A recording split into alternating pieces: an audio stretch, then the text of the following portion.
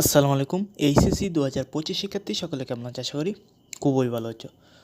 তো তোমরা ইতিমধ্যে তোমাদের রুটিন প্রকাশিত হয়ে গেছে, তোমরা অবশ্যই পেয়েছো। যারা যারা পাওনি অবশ্যই আমার চ্যানেলে দেখতে পারো। এবং তোমাদের রুটিন প্রকাশের পাশাপাশি তোমাদের জন্য বিশেষ নির্দেশাবলী 11টি বিশেষ নির্দেশাবলী প্রকাশ হয়েছে। এই হচ্ছে 11টা বিশেষ নির্দেশাবলী।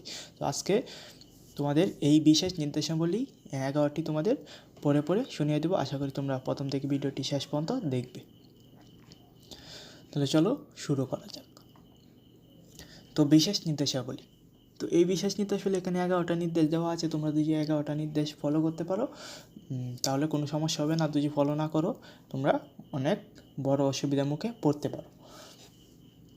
তাহলে চলো শুরু করা যাক।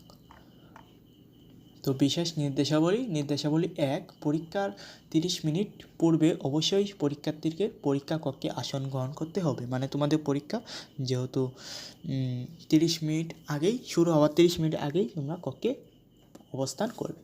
তো 2, প্রথমে বহু নির্বাচনী পরে সৃজনশীল এবং রচনামূলক পরীক্ষা অনুষ্ঠিত হবে।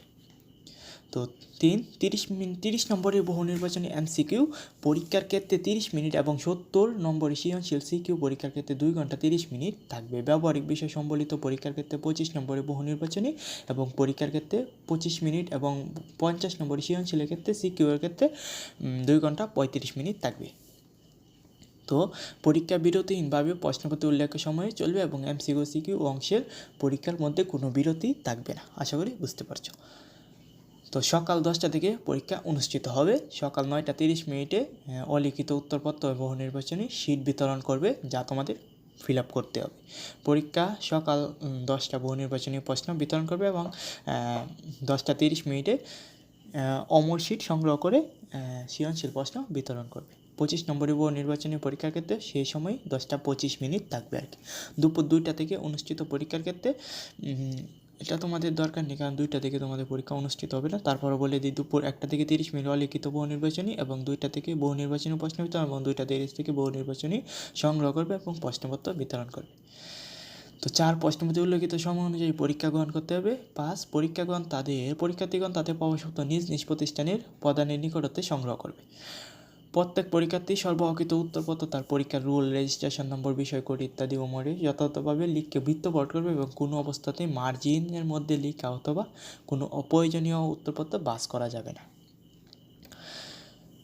তারপরে পরীক্ষার্থীকে তত্ত্বীয় বহু নির্বাচনী ব্যবহারিক অংশে প্রযোজ্য ক্ষেত্রে পৃথকভাবে পাস করতে হবে। মানে তোমাদের আলাদা আলাদা পাস করতে হবে। বহু নির্বাচনী এবং সিকিউয়ে আলাদা আলাদা পাস করতে হবে। প্রত্যেক পরীক্ষার্থীদের কেবল রেজিস্ট্রেশন কার্ড, প্রবেশপত্র উল্লেখিত বিষয়ে পরীক্ষায় অংশগ্রহণ করতে হবে এবং কোনো অবস্থাতেই অন্য বিষয়ে পরীক্ষার অংশগ্রহণ করতে পারবে না।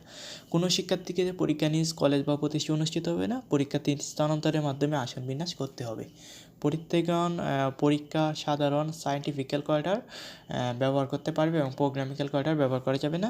পরীক্ষা ক্ষেত্রের ভারপ্রাপ্ত কর্মকর্তা ছাড়া কোনো কেউ মোবাইল ফোন ব্যবহার করতে পারবেন না এবং কোনো পরীক্ষার্থী পরীক্ষা কেন্দ্রে মোবাইল ফোন আনতে পারবে না। তো এই ছিল বিশেষ নির্দেশাবলী। 11টা বিষয় গুরুত্বপূর্ণ নির্দেশাবলী যা এসএসসি 25-এর জন্য খুবই গুরুত্বপূর্ণ। তো সকলকে অনেক অনেক ধন্যবাদ। সবাই চ্যানেলটা